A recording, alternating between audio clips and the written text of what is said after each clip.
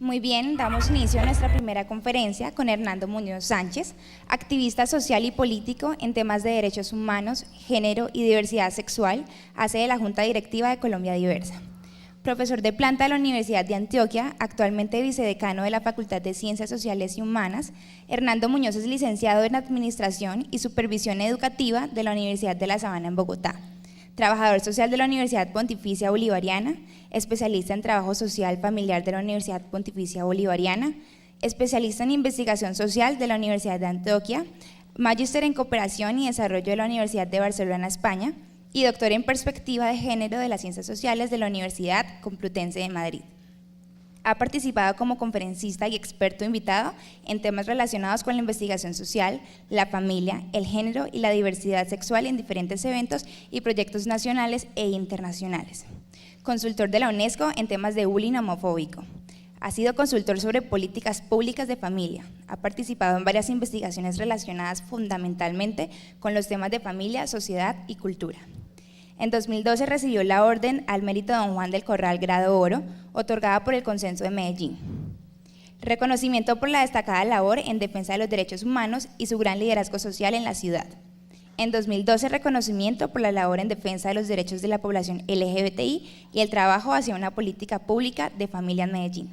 Fundación Universitaria Luis Amigó, Facultad de Psicología y Ciencias Sociales, Programas en Desarrollo Familiar. En 2011 fue reconocido como egresado sobresaliente de la Universidad de Antioquia y destacado en el libro Espíritus Libres por su compromiso social con la universidad y la sociedad.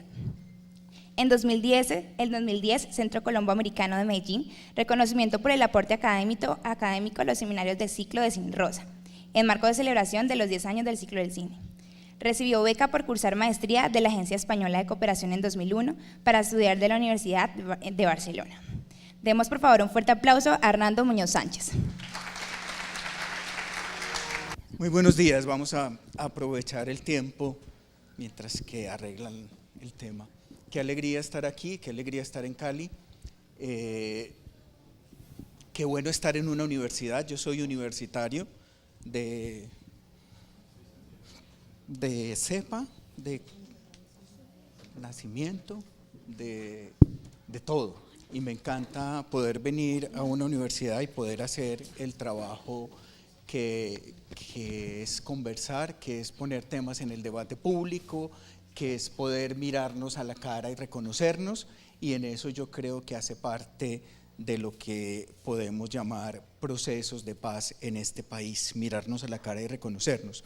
Me parece muy importante decir que este es un tema muy serio, como lo decía el profesor ahora que les daba la bienvenida, y es un tema muy serio porque esto es un tema de vida. Así estemos hablando de mercadeo. Yo le dije a María Camila y a las chicas que me contactaron al comienzo, ¿usted sabe a quién está invitando? No porque yo haga daño, pero sí no soy del mercadeo. Yo soy, como vieron, de las ciencias sociales y humanas y no sé nada de mercadeo.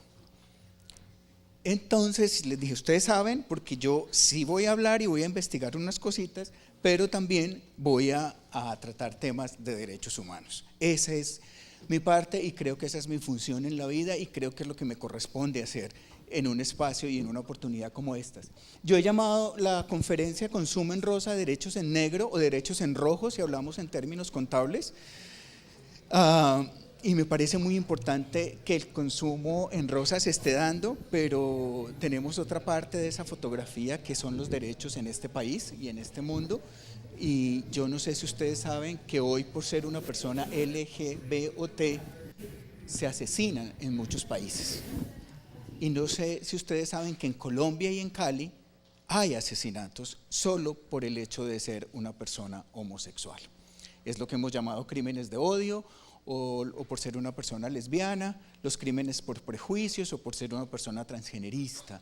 Y en Cali hay una historia muy fuerte de crímenes de odio por orientación sexual o identidad de género, especialmente con las mujeres transgeneristas. Yo creo que si ustedes miran las noticias se dan cuenta de ese tipo de situación.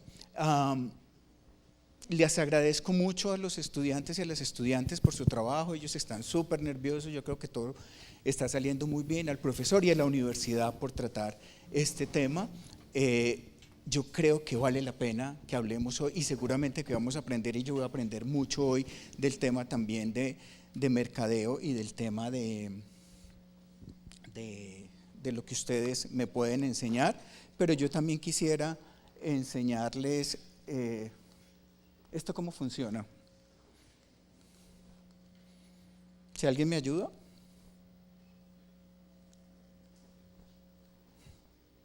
Gracias. Pues yo lo voy a hacer como yo sé hacerlo. ¿Tampoco? El mercadeo en esto está mal. A ver. Ya. Tranquilos que yo lo hago desde aquí. Yo quise sacar este anuncio es como de los años 50, para iniciar. Este es un anuncio de Ray-Ban, se llama Never Hide, no se escondan o nunca se escondan, y me parece muy bonito, y después les voy a decir por qué me parece tan bonito y tan atractivo el anuncio para ustedes que trabajan el tema de consumo y que trabajan el tema, no, este yo lo manejo, este solito, no se preocupe por preocúpese por este. Muy bien, no, ya yo sé, ya, tranquilo. Muchas gracias. El tema es que podamos ver, y les voy a decir acerca de este anuncio una cosa que me parece interesante después, sobre todo para quienes van a trabajar el mercadeo. Yo quiero decir que yo creo que hay que hacer mercadeo con la población LGBT. Yo creo, como ya les dije, mi posición es desde los derechos humanos, y creo que estamos muy mal en los derechos en Colombia, pero no puedo dejar también de reconocer que hemos avanzado y que ha sido importante el avance en el tema de los derechos. Eso sería injusto decirlo, y en este país se lo debemos a muchos y a muchas activistas que hasta con su vida lo han pagado. Entonces eso es como un balance. Yo digo siempre que en el tema de los derechos LGTB o en el tema de los derechos de las mujeres, aunque las mujeres han avanzado mucho, hay una tensión muy fuerte, y es como si uno tuviera un caucho y estuviera estirándose, y aquí en el extremo hay una posición absolutamente cerrada, conservadora, recalcitrante, y aquí una posición de apertura, pero estamos en esto. Y creo que mientras que estamos en este tire y afloje, podemos avanzar y podemos hacer muchas cosas. Y creo que el mercado hay que hacerlo, sí. Pero la primera cosa que quiero decir, y unas preguntas que quisiera como poner para después mirar, es: mercado focalizado, sí, pero mercado focalizado con responsabilidad, sí, pero mercado para una población como estas que tenga en cuenta los derechos. Yo creo que ahí estamos de acuerdo y es importante. Un mercado focalizado ya se ha experimentado en otros países, pero Colombia, yo creo que alguien está, Carlos está aquí, ¿no? Que hicieron la encuesta. Hola, que hicieron la encuesta, yo no sé decir esa palabra tan elegante como ustedes se llaman, pero él va a hablar de eso, y Carlos seguramente está de acuerdo conmigo en que es muy difícil tener estadísticas. Yo no sé, le decía ahorita a Carolina de dónde sacarían las estadísticas, y García, que viene ahora más tarde de la Cámara de Comercio Gay, yo decía, pero ¿de dónde sacaron estas estadísticas? Yo les cuento una cosa, estamos haciendo en Medellín, el CEO, que es el Centro de Estudios de Opinión de mi facultad, está haciendo una caracterización de la población LGTB en Medellín como caracterización para trabajar la política pública que trabaja los derechos de la población LGTB. Y resulta que tuvimos unos encuestadores. En Bogotá les fue muy mal con las encuestas cuando intentaron hacerlo para la política pública. Creo que solo alcanzaron a hacer 400 o 500 encuestas, si no estoy mal. En Medellín alcanzamos a hacer la semana pasada 1.478 encuestas, que era la muestra. Pero ustedes no se imaginan lo difícil que era, aún siendo una encuesta anónima, y aún siendo una encuesta que se iba a donde las personas nos dijeron, muy duro, muy difícil. Entonces, a veces las cifras aquí son un poquito difíciles, en otros países no, en Estados Unidos y en algunos países de Europa, porque en España, donde he vivido y donde conozco el tema del activismo LGTB, ha habido también dificultades. Esto no es tan fácil de hacer. Ese es un tema que está experimentado ya, pero yo creo que a mí me choca mucho las entrevistas que vi de la República, de Economía de la República, del periódico La República y de otros periódicos, El Tiempo, porque hablan de comunidad todo el tiempo. Primero, no somos una comunidad. No somos una comunidad, somos población, somos personas que hacemos parte de la población. Las comunidades tienen unas cosas muy similares. Cada letra de ese acrónimo podría ser una comunidad, eso sí, y si acaso, ¿cierto? Porque hay unas diferencias enormes, lo cual es muy importante.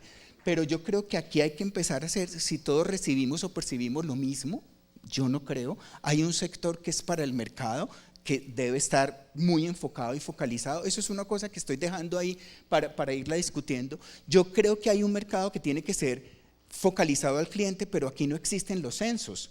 Entonces no conocemos quiénes son. Y no existen por dos cosas. Uno, porque la gente tiene temor, y dos, porque somos excluidos. Somos excluidos.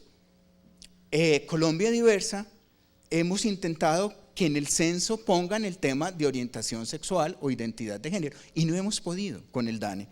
Y les cuento una cosa, pero no se la cuenten a nadie más en Latinoamérica.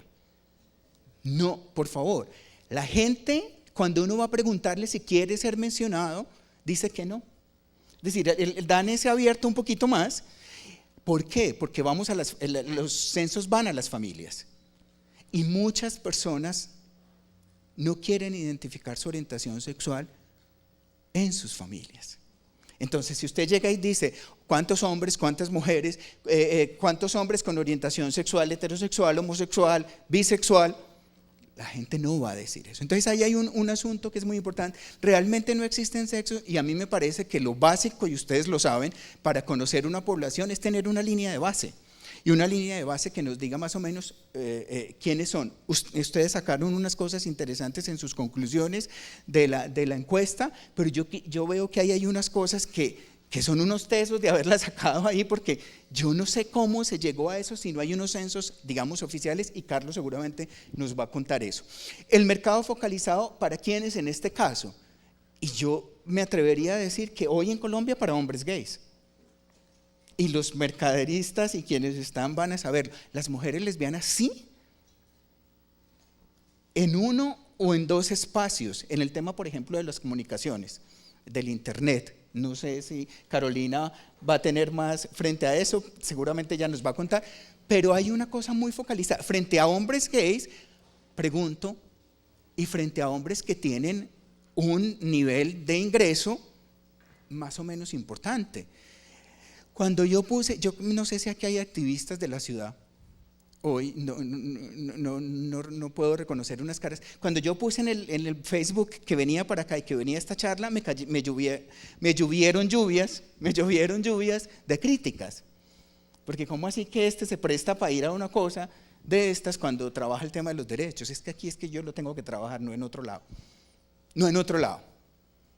Ser marica en este país es para machos. Y entiéndase bien lo que quiero decir.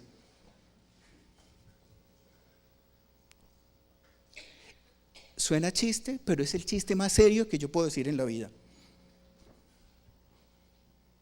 Y macho, no me gusta la palabra macho, pero así la entendemos.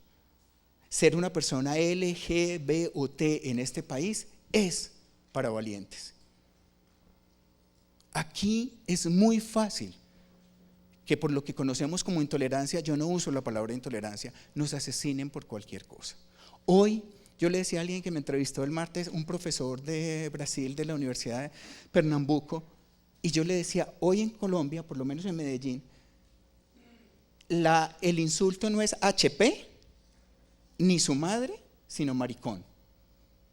Dígale usted a un hombre maricón, y hagan el experimento, pero con cuidado. Háganlo, en serio. Hoy es como si fuera todo un asunto de se me acabó la hombría, y la hombría no se nos puede acabar. Además, porque un día por favor me invitan a hablar del tema de masculinidades, que es mi tema de estudio y de investigación. Mi tesis doctoral fue sobre masculinidades. Y aquí hay un asunto que si el tema de las masculinidades en este país no cambia, no vamos a lograr nada. Si los hombres no nos pensamos, si los hombres no reflexionamos de que no es que las mujeres ganen sus derechos únicamente, que hay que seguir haciendo y hay que seguir acompañándoles en eso, si los hombres no acompañamos ese asunto, no estamos en nada y nada va a cambiar. Una mujer empoderada llega a su hogar con un hombre que nunca se ha pensado. ¿Y cuál es la respuesta? La violencia. Entonces, vemos violencia intrafamiliar, vemos violencia de género, en un montón de cosas. ¿Quiénes son? ¿A qué tipo de mercado nos estamos? ¿Será que esto no va más allá? Y yo lo digo por la transformación que ha habido en las relaciones de pareja y de familia. Ha habido una transformación en la sociedad colombiana. Ya la familia no es solo papá, mamá, hijos, aunque se siga diciendo que sí, y aunque tengamos un monseñor como procurador que siga diciendo eso. Pero la familia ha cambiado. Y las tipologías familiares han cambiado y las formas de relaciones en la familia entre generaciones también han cambiado, etcétera, etcétera. Y lo mismo en el tema de la pareja. Hay muchas parejas que hoy no quieren tener hijos. Por decisión, punto. Eso no se veía hace unos años. Si yo pregunto más o menos a las personas de mi edad aquí, sus familias, si son grandes o son pequeñas, me van a decir, son grandes familias, sobre todo en el lado de Antioquia. Anoche la chica que me recogió, que debe tener 21 años, Laura, o 20, yo no sé, me decía, ay, tu familia, y yo le decía, somos 6, es ella y su hermano.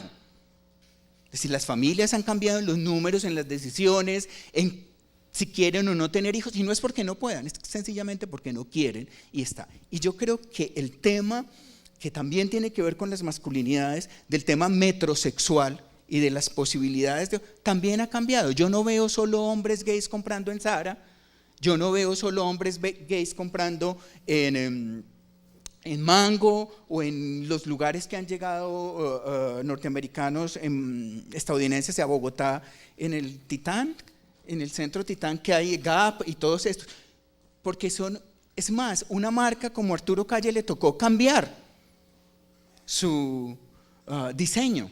Y si usted va hoy a Arturo Calle, yo no sé si es, yo soy profesor de una universidad pública, no me tienen que vetar en nada. Hay un asunto. Yo pues menciono a Arturo Calle porque es de Colombia y les ha tocado hacer un cambio impresionante. Yo me asusté cuando fui una vez a Arturo Calle y vi pantalones como los que veía en Barcelona o los que veía en Madrid o los que veía en otro lado.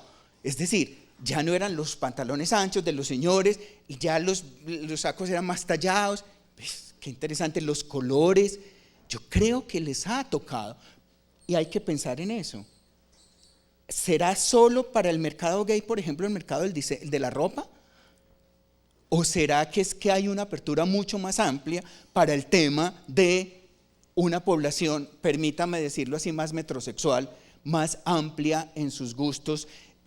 Estamos llegando nosotros apenas a lo que hemos llamado la modernidad. Esta no es una sociedad moderna todavía. Yo creo que hay unos cambios en la sociedad en general que nos están permitiendo ver de otra manera el asunto. Hay muchas tiendas que confeccionan y diseñan para hombre, y eso es lo que acabo de decir de la cultura metrosexual. El profesor de marketing, Blaine Banchik, de la Escuela de Negocios de esta universidad en Connecticut, dice, como experto en segmentación, señala que ha habido 3 nichos en el tema, que seguramente los otros que van a estar hoy van a ampliar más estas cosas. Uno, la fase oculta en el año 41, antes del 41, la fase de creación de una comunidad gay entre el 41 y el 70, y la fase de afianzamiento del 70 hasta el presente. ¿Y qué es lo que quiere decir él con el tema de la fase oculta? Habían bares, habían discotecas, habían prostíbulos en Europa y en Estados Unidos, todo muy cerrado. Es más, a mí me encantaría, yo no sé si en Cali se ha hecho, en Medellín se está intentando hacer, ¿será que me regalan agua, por favor? En Medellín se está intentando hacer una historia del movimiento LGTB. Y uno cuando va a Medellín, aquí, ¿cuál es el parque? La avenida Sexta, yo sé que es muy importante, pero ¿cuál es el parque, digamos, emblemático del centro? Es el Parque Bolívar en Medellín. Ok, muy bien, muchas gracias. Pues ahí, seguramente muchos gays en los años 50, 60, 70 se reunían. Y lo que tenían era como muestra que se usaban medias blancas. Y en Estados Unidos se usaba un pañuelito aquí.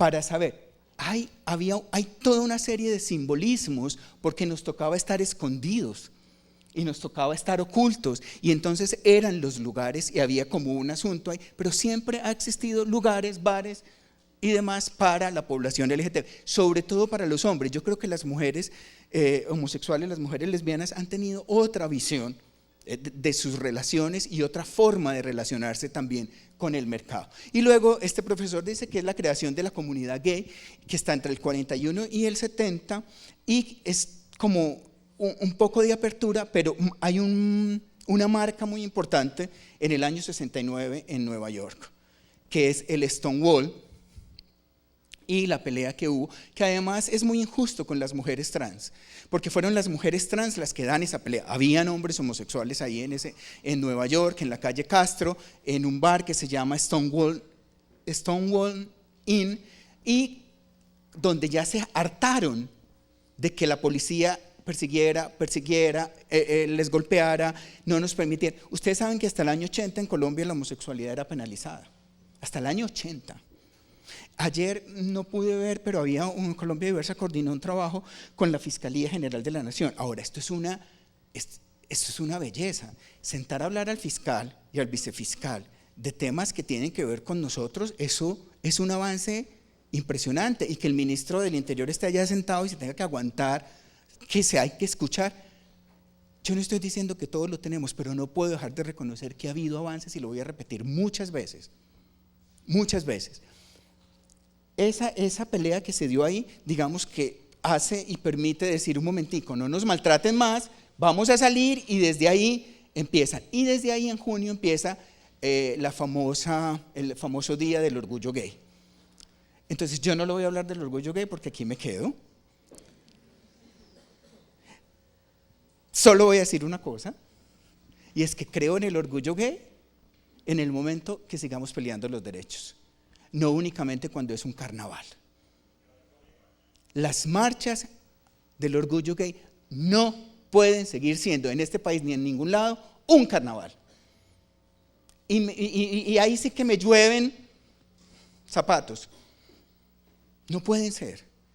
Y tenemos que ser responsables en la forma como nos presentamos, y tenemos que ser claros en la forma que nos presentamos, porque no podemos seguir como población LGTB alimentando estereotipos. Lo siento, pero es así.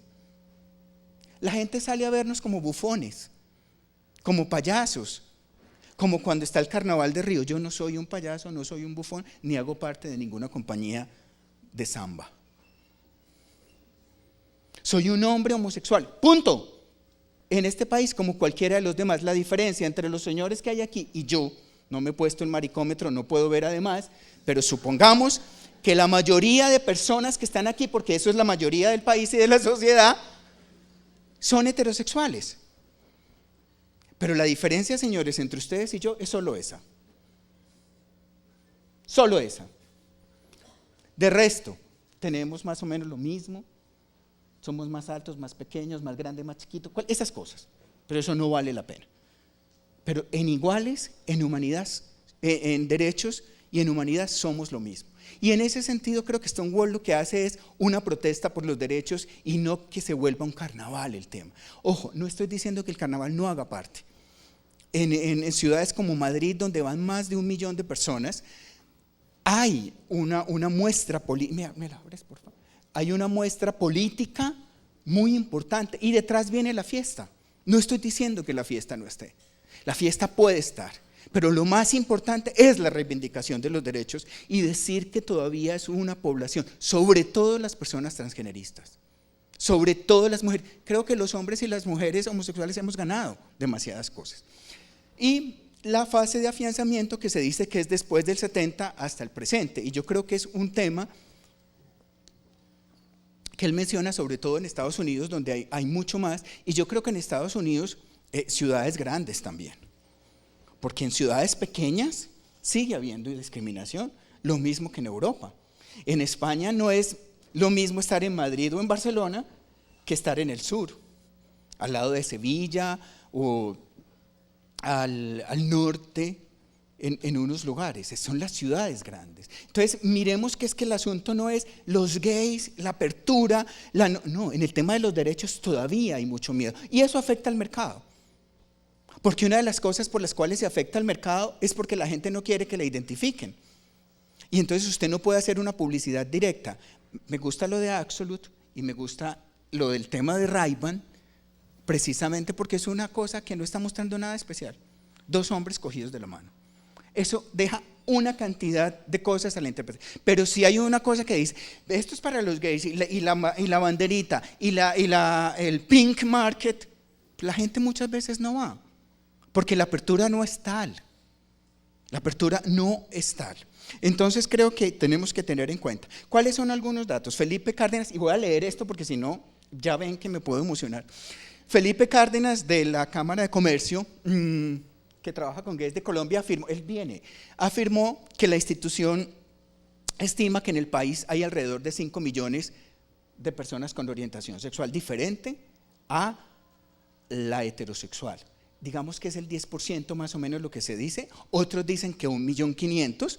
El directivo, él comentó que esta comunidad tiene una disposición de compra 3 veces mayor que los heterosexuales, sobre todo en los sectores de salud, cuidado personal, turismo, entretenimiento, modas y servicios financieros. Ustedes van a contar eso más y yo les abro el camino porque ustedes saben más de eso.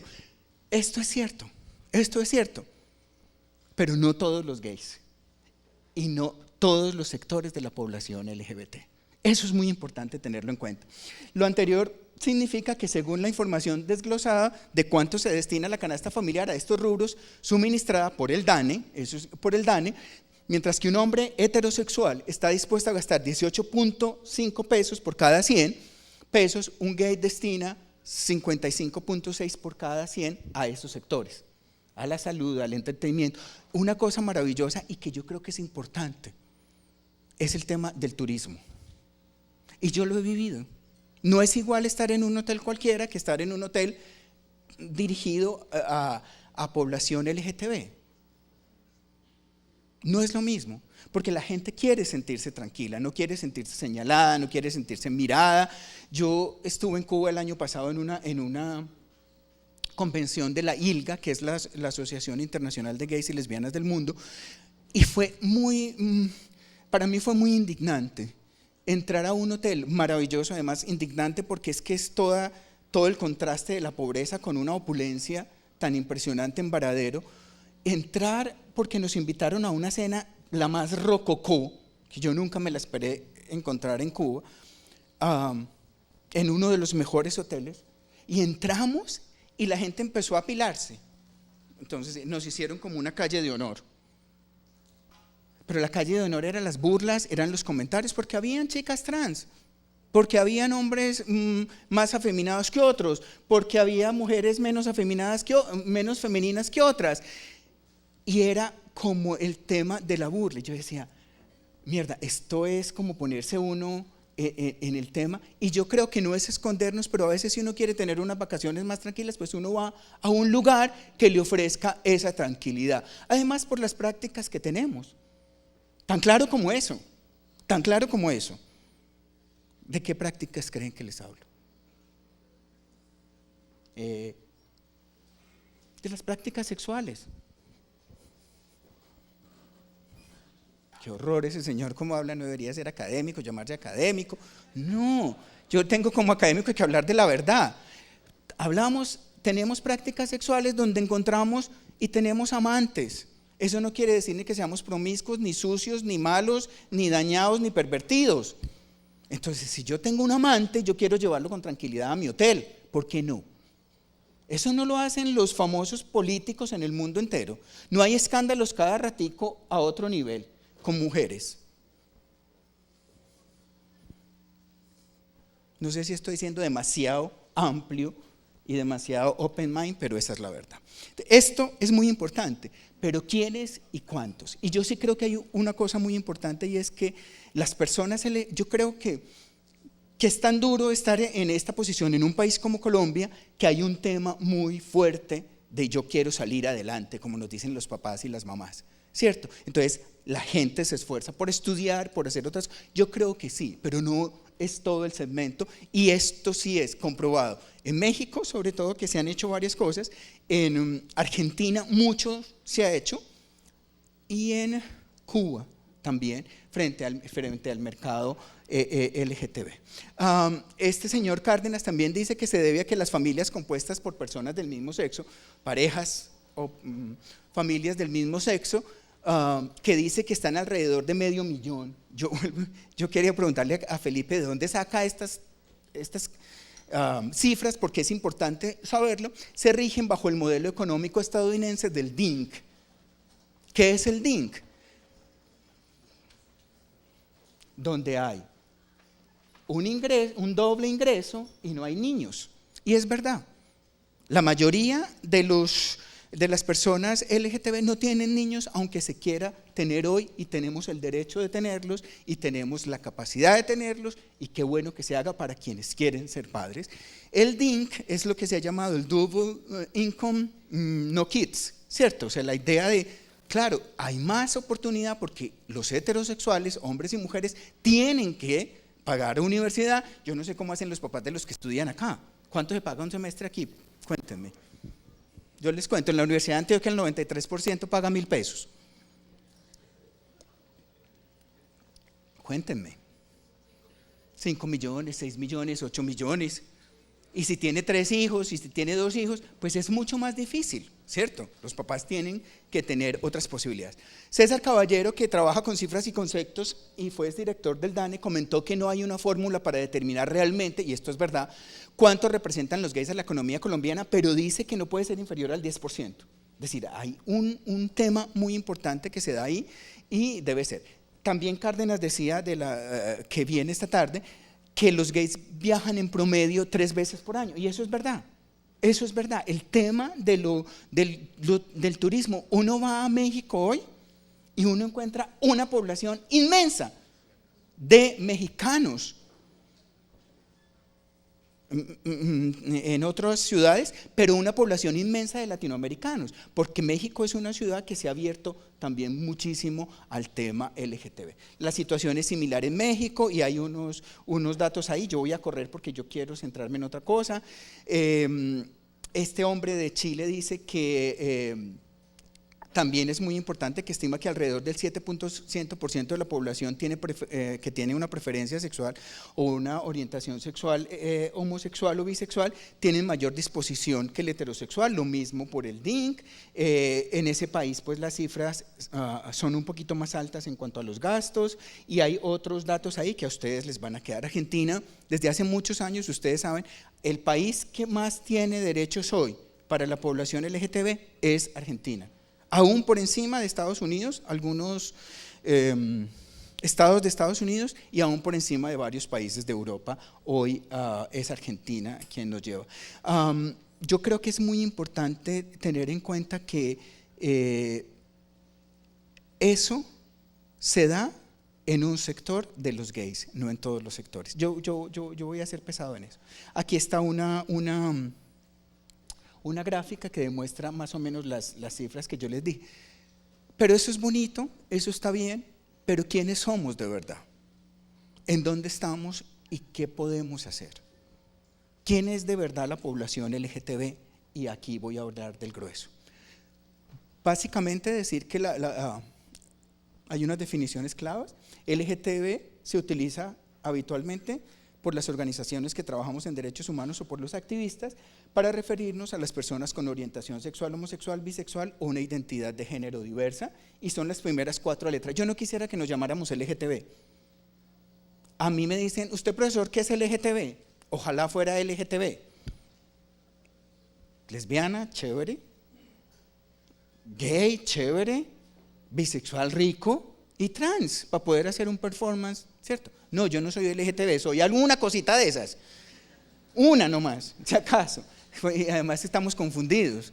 Entonces, son las primeras 4 letras, pero digamos que hay que posicionar cierta forma de llamarnos y de entendernos y de incluir a otros, porque hasta el año 70, que lo decía este profesor que les mencioné anteriormente, pues solo existíamos los gays y se mencionaba. Hay 3 cosas que yo voy a hacerlas muy simples para llegar a otra cosa.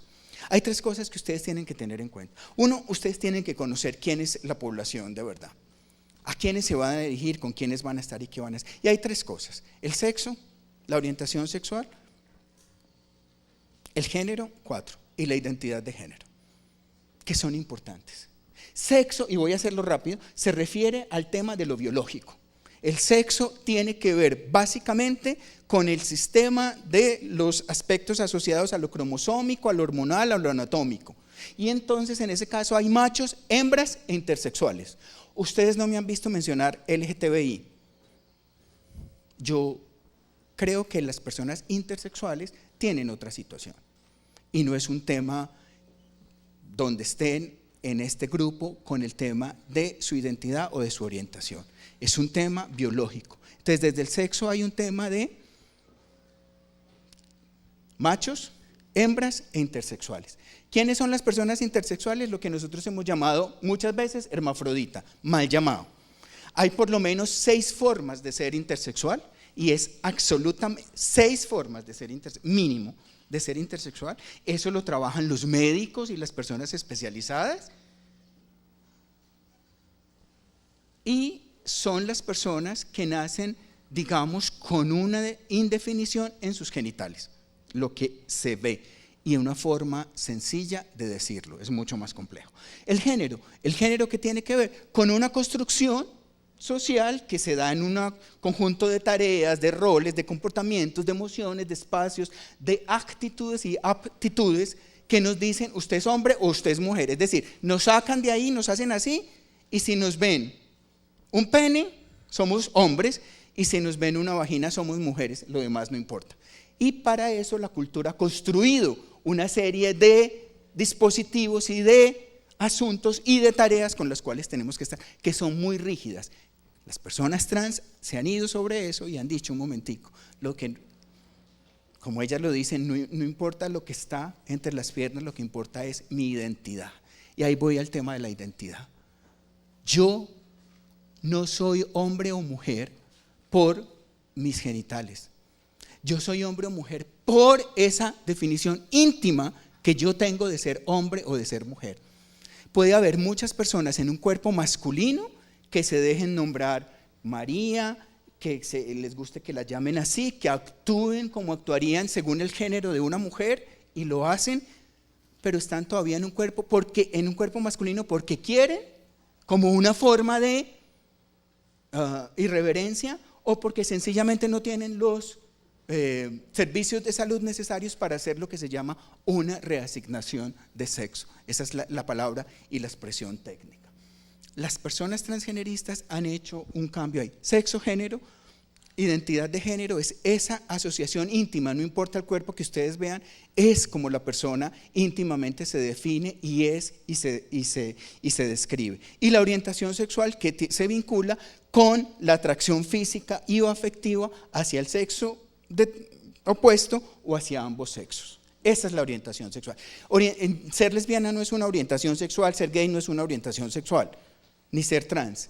La orientación sexual tiene que ver con el deseo sexual, y es esa atracción física y o afectiva. Y física porque puede ser física únicamente, y porque nos gustamos y demás, pero también hablamos del afecto porque como se nos ha tildado de promiscuos, de sucios, de no sé qué, no, también hay parejas de 20, de 50, de 30 años que han estado y que están, pero eso son definiciones que toman unos homosexuales o unas heterosexuales. Punto, eso no es exclusivo de las personas LGTB. Entonces, esos temas son muy importantes. ¿Por qué lo digo? Solo hay 3 orientaciones sexuales. La heterosexual, si mi afecto y atracción está hacia personas del sexo opuesto; la homosexual, si las emociones están hacia personas de mi mismo sexo, hombres que nos gustan los hombres o mujeres que les gustan otras mujeres; y la bisexual, si las emociones y afectos están hacia ambos sexos. Eso no significa que debamos estar en una relación de 3, de hombre y mujer o de mujer y 2 hombres, no, sencillamente son situaciones que las personas deciden y eso es de las personas. Yo voy a pasar rápidamente por esto. Hoy yo quisiera, de verdad, cuando hablo de los derechos, yo quisiera que hoy tuviéramos una fórmula médica que dijera esta persona nació así, Hernando Muñoz, de tantos años, de esta estatura, de yo no sé qué, nació así porque es que el cromosoma X se cruzó con el cromosoma yo no sé cuánto, y entonces es homosexual. Miren el tono con que lo estoy diciendo. Entonces la gente diría, ay, pobrecito, es discapacitado. Entonces yo entraría no en la población LGTB, sino en la población en situación de discapacidad, porque el pobre tuvo un problema, y eso es lo que quisieran muchos que saliera. Eso es lo que quisieran muchos hoy que están en contra de los derechos. Díganos por qué es que insisten, persisten y resisten en que ser LGBT es una enfermedad. Entonces muchos quisieran que de verdad andáramos por ahí y sería mucho más fácil. Y se han desarrollado dos, desde el punto de vista genético y desde el punto de vista psicologista. Desde el punto de vista genético, yo no sé si ustedes recuerdan, la mayoría de ustedes está muy joven, pero hace muchos años salió una hipótesis que decía que los hombres homosexuales teníamos el hipotálamo más delgado. Entonces, chévere, ahí ya hay una cosa. Ya puedo decir que es por eso que mi mamá cometió ese error, que no. ¿Cierto? Y resulta que se cae, era una hipótesis, y hay otras hipótesis que han salido. Cuando yo trabajo con policías o con militares, que me encanta, no porque me encanten ni los policías ni los militares, sino por su ideología y por lo que piensan de nosotros, hay una hipótesis que salió hace menos años que decía de este dedo, ¿cómo se llama? Este no es el índice, el del corazón, que era más largo en los, yo no sé si ustedes lo vieron, primera página del Espectador, cuando todavía el Espectador era en formato grande, y uno dice, pero aquí qué, y yo les digo a los policías, ¿me quieren medir la mano conmigo? Y claro, todos la esconden. Ha habido una cantidad de cosas que se han dicho, nos han dicho que el pelo, que los zapatos, pues, que es una actitud absolutamente homofóbica. ¿Por qué tengo que buscar razón a la orientación sexual o a la identidad del otro? Y las otras, para no quedarme ahí, es el tema del aspecto psicologista. Y psicologista en el sentido de que pues, es buscar unas causas que no son. No, usted es un hijo único. Debe ser por eso lo consintieron demasiado. Se crió entre tías, como pasa mucho en Medellín. Una cantidad de cosas como buscando que si la figura del padre no está, entonces en el 40% de los hogares colombianos mínimo debería haber un gay. Porque es que el 40% de los hogares colombianos es liderado por mujeres cabeza de familia. Entonces, si el asunto psicológico es que la figura del padre no está, eso no es verdad. Y no se está tomando como se debe tomar el tema de la figura del padre. ¿Quién es una lesbiana? Una persona que se define como tal. ¿Quién es un gay? Es una persona que se define como tal. ¿Quién es un bisexual? Es una persona que se define como tal y que se acepta como tal. Yo por ojímetro no puedo. Y aquí entra el tema del género y de lo que esta cultura ha construido por género. Es decir, aquí hay a muchos hombres que se les tilda de homosexuales porque hablan delgado, porque se mueven la mano, porque mueven las pestañas, y no son homosexuales. Es decir, nos estamos quedando en el tema del género que esta cultura ha construido. ¿De acuerdo? Si se define, dígale, a mí nunca me pregunten quién es gay o quién no. Eso pregúnteselo al que si le interesa. Es que parece, pues si te parece, pregúntaselo. Eso es una forma homofóbica de estar buscando un pero más a lo que significan las personas LGTB. Y las personas transgeneristas, que hay travestis, hay transexuales, yo digo que el transgenerismo, las personas trans o el término trans es una sombrilla que cobija varias posibilidades y tiene que ver más con la identidad de género que con la orientación sexual. Las personas trans se definen a ellas por su identidad de género, básicamente. Hay otras cosas, pero básicamente se definen. Y puede ser un travesti, puede ser un transexual, hay personas transformistas, los drag queens, las drag kings, ¿de acuerdo? Miren el espectro de personas. Por ejemplo, les voy a decir una cosa, aquí en cuanto al medio artístico no hay un mercado para las personas que hacen transformismo. Aquí no hay.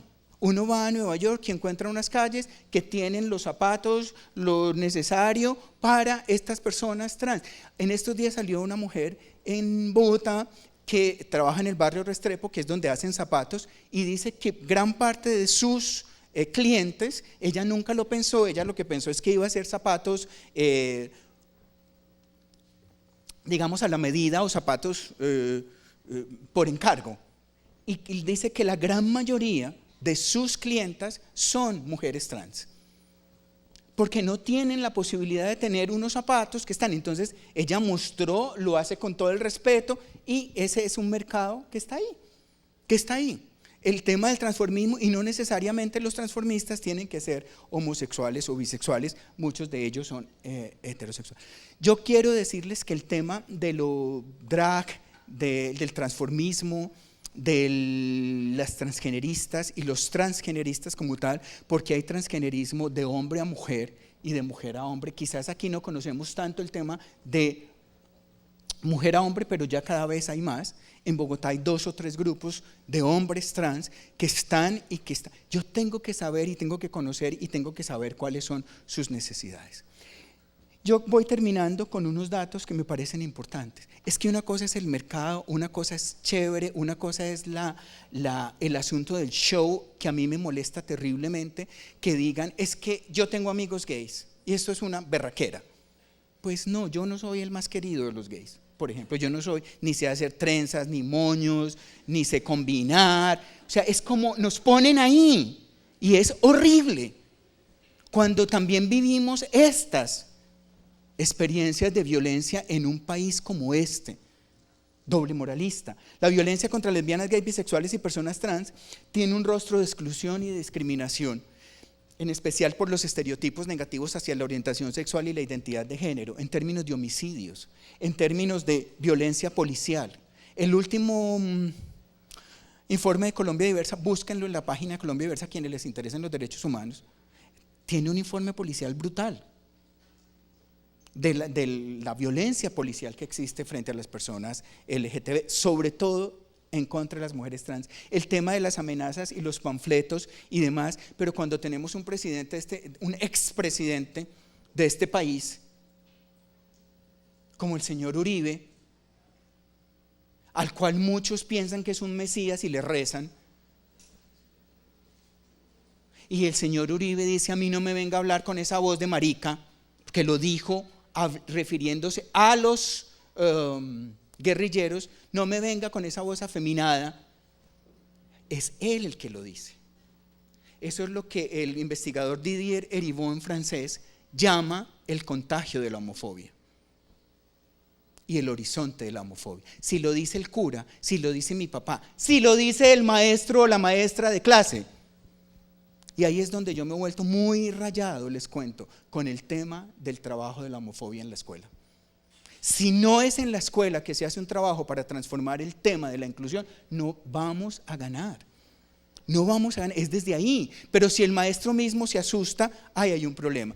Y estos panfletos y estas amenazas vienen de todos lados, no solo de los grupos armados ilegales. Los homicidios contra defensores de personas que trabajan con derechos humanos y las víctimas del conflicto armado, que ni siquiera hoy son mencionadas, y hay un subregistro brutal del tema que hay.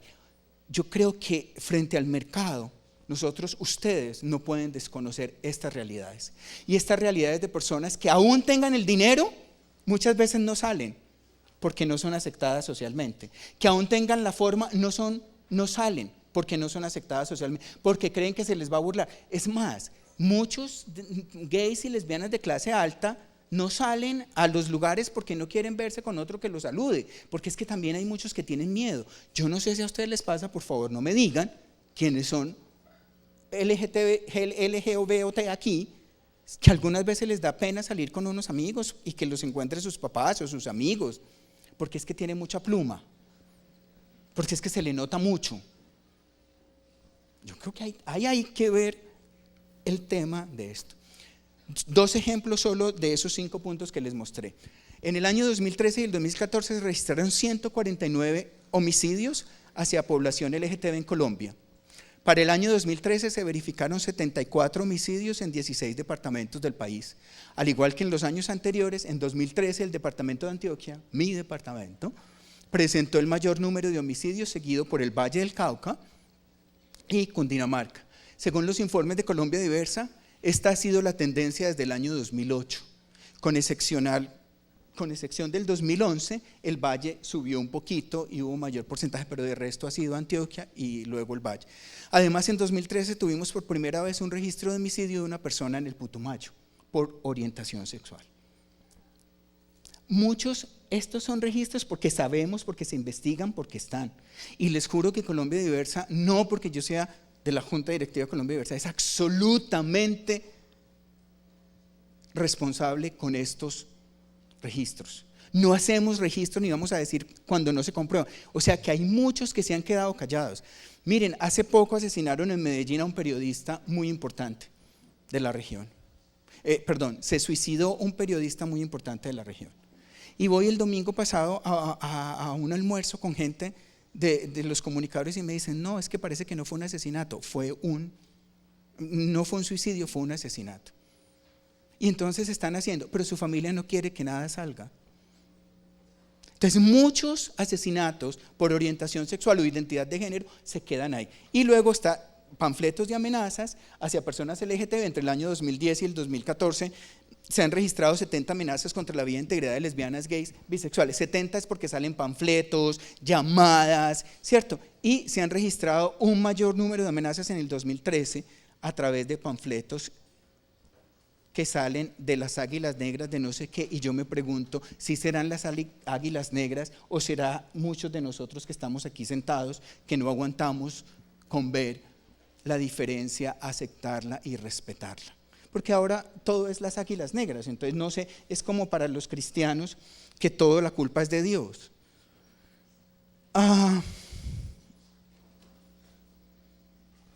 Yo creo que hay un tema muy importante ahí, y es que como no existimos en los censos, como no existimos en nada, hay una falencia de información en cuanto a los derechos de las personas LGTB y de las víctimas.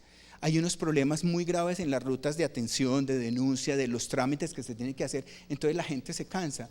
Una mujer el sábado pasado me dice, yo estaba dando una conferencia con unos jóvenes de la Comuna 8 de Medellín, en el Museo Casa de la Memoria, y se me acerca un señor y una señora, y me dicen, profesor, necesitamos ayuda. Esta es mi hija, no recuerdo cómo se llama, ustedes han debido de saber de ese caso, Katy, transgenerista de Medellín, que se vino para acá y hace un año la asesinaron. Y a todas leguas es un crimen de odio, ha estado en los periódicos y demás, lleva más de un año de asesinato y no se ha movido nada. Ella estaba desesperada y necesitamos mamás como ella, que digan, no me importa, pero yo voy a ir hasta el final. Aquí hubo un crimen en el año 2009 que todavía está sin resolverse y fue el de Álvaro Miguel Rivera, un activista muy reconocido que trabajaba con nosotros por años y fue un crimen de odio. Entonces, si no hay una ruta, que por eso decía yo ayer que qué bueno que ha cambiado un poquito el tema de la personería, de la fiscalía, la dificultad en el contexto social y cultural donde se cometen los delitos. Entonces, eso es porque se la pasa por allá, eso es porque le gusta la droga, eso es porque, y son los prejuicios los que abundan frente a eso. Entonces, no hay protocolos y no hay claridades.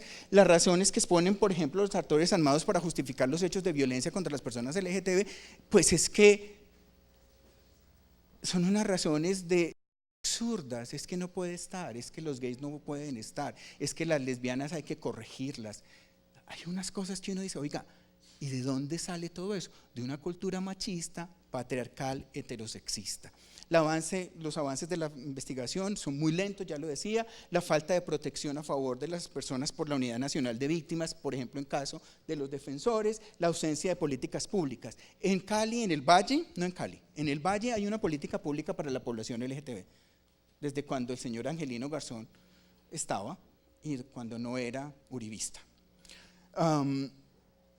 Ese señor, cuando fue gobernador, promovió una consulta e hicieron una política pública. Pero si uno va a ver la política pública hoy, los activistas están sufriendo porque es que una política pública sin dientes, es decir, sin dinero, sin estructura, no sirve, como en Medellín.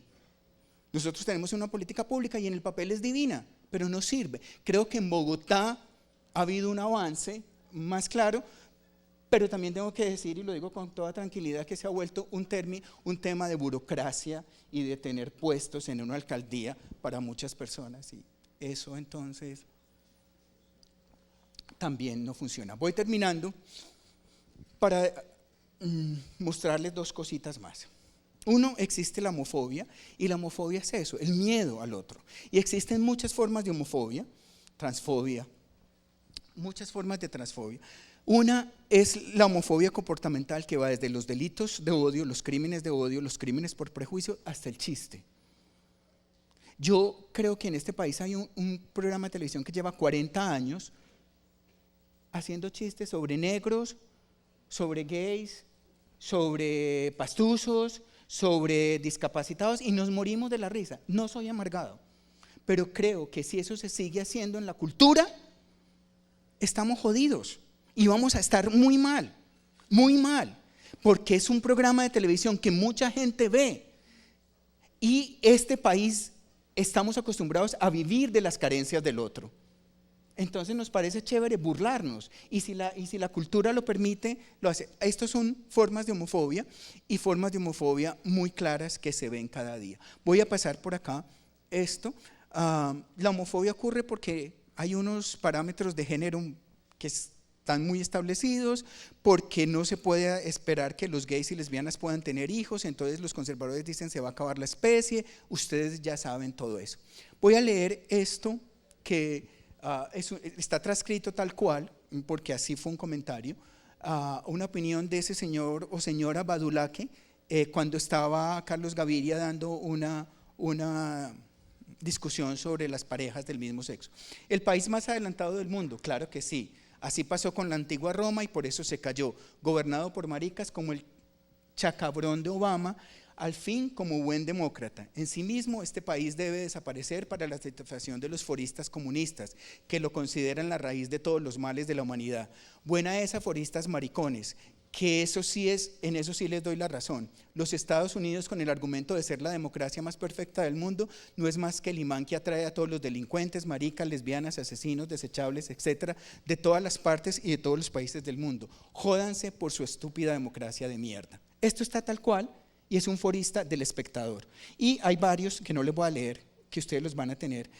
Este se refiere a las lesbianas de una manera horrorosa, etcétera, etcétera. Y este es una campaña de la Universidad Pontificia Bolivariana que pone, igual que el comentario del forista, el tema del alcoholismo, la magia negra, la promiscuidad, el satanismo, junto con el homosexualismo, el lesbianismo y la drogadicción. Es una campaña de una universidad. Yo creo que es muy importante que empecemos a ver a las personas LGTB como personas que son nicho de mercado, y es importante hacerlo y hay que saberlo hacer. Pero yo les pido, por favor, ustedes que están en el tema de la responsabilidad social empresarial, ustedes que están en el tema, hay varias cosas que sí las personas LGTB hacen. En Colombia, por lo menos, y yo creo que Carlos nos va a hablar de eso, porque es una de las conclusiones que ellos sacan.